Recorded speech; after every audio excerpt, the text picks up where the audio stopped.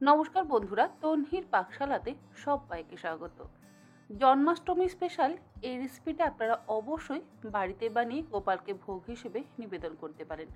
বানাচ্ছি এখানে গুঁড়ো দুধ দিয়ে প্যাড়া। তার জন্য ফ্রাই প্যানের মধ্যে দিয়ে দিলাম 2 টেবিল চামচ পরিমাণে ঘি। তারপরে এর মধ্যে দিয়ে দিলাম 2 কাপ পরিমাণে গুঁড়ো দুধ। গ্যাসের ফ্লেমটাকে লোতে রেখে গুঁড়ো দুধটা খুব ভালো করে ঘি দিয়ে ভেজে নেব।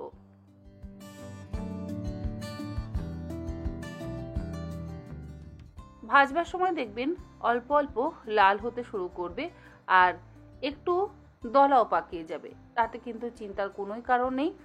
দলা পাকালে সেটা ঠান্ডা হয়ে যাওয়ার পর আবার গুঁড়ো হয়ে যাবে।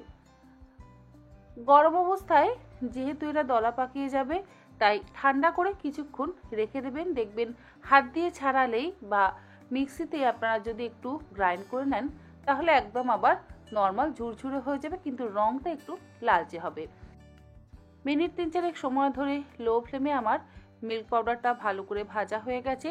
গ্যাসের ফ্লেম বন্ধ করে দিয়েছি।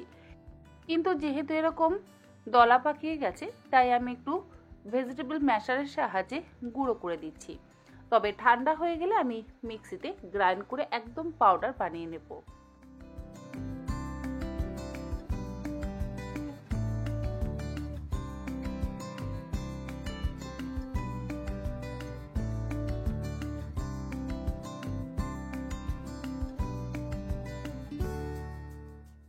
মিল্ক পাউডারটা ঘি দিয়ে ভেজে ঠান্ডা করে নেওয়ার পর গ্রাইন্ডিং জারের মধ্যে ঢেলে নিচ্ছি।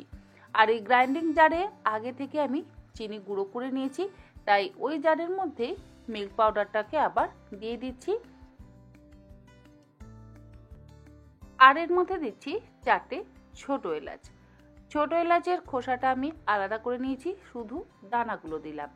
এবারে একদম মসৃণ করে গুঁড়ো করে নেওয়ার পর ফ্রাই প্যানের মধ্যে আবারও ঢেলে দিলাম। এবার আবারও গ্যাসের ফ্লেমটাকে লোতে রেখে একটু গরম করে নিচ্ছি। এরপরে এর মধ্যে দিয়ে দিচ্ছি 2 টেবিল চামচ পরিমাণে দুধ। দুধ দিয়ে এই গুঁড়ো দুধটাকে ভালো করে মিশিয়ে দিচ্ছি। গ্যাসের ফ্লেম কিন্তু জ্বালানো নেই, বন্ধই আছে।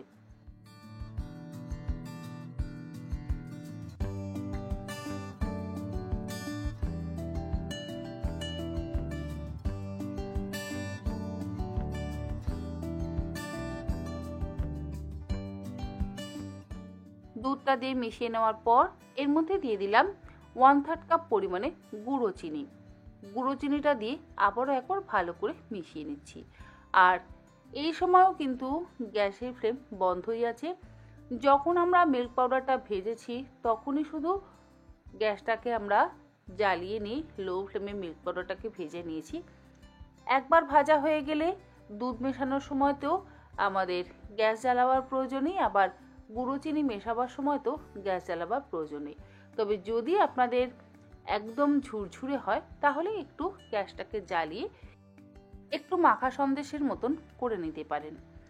ভেজিটেবল ম্যাশারের সাহায্যে আমি আবারও মাখা সন্দেশের মতন একবার মেখে নিলাম। এরপরে হাত দিয়ে প্যারার শেপ দিয়ে নেব।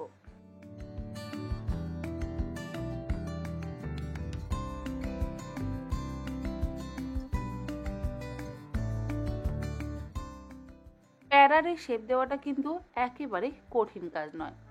প্রথমে ছোট ছোট গোল বল বানিয়ে নিয়ে তারপরে 2 হাতের তালু দিয়ে চ্যাপটা করে নিয়ে মাঝখান থেকে একটা আঙুল দিয়ে গর্ত করে নিলেই তৈরি হয়ে যাবে প্যারা। দেখুন, খুব সহজেই আমাদের প্যারা তৈরি হয়ে গেল। এবার আবারও একটু গুঁড়ো চিনি আমি মাখিয়ে নেব প্রত্যেকটা প্যারার গায়ে।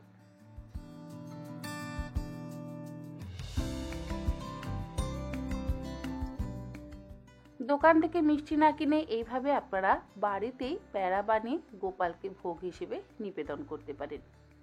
আশা করি আমার আজকের এই গুঁড়ো দুধ দিয়ে প্যারার রেসিপি আপনাদের ভালো লাগলো। ভালো লাগলে এইভাবে বানিয়ে দেখতে পারেন, আমার মনে হয় আপনাদেরও ভালো লাগবে। আর ওপর থেকে ছড়িয়ে দিচ্ছি সামান্য পরিমাণে একটু পেস্তা কুচি, আর দিচ্ছি একটু গোলাপ ফুলের পাপড়ি, যাতে দেখতে সুন্দর লাগে। আজ তাহলে এই পর্যন্ত, আবার হাজির হয়ে যাব অন্যদিন অন্য কোনো রেসিপি নিয়ে।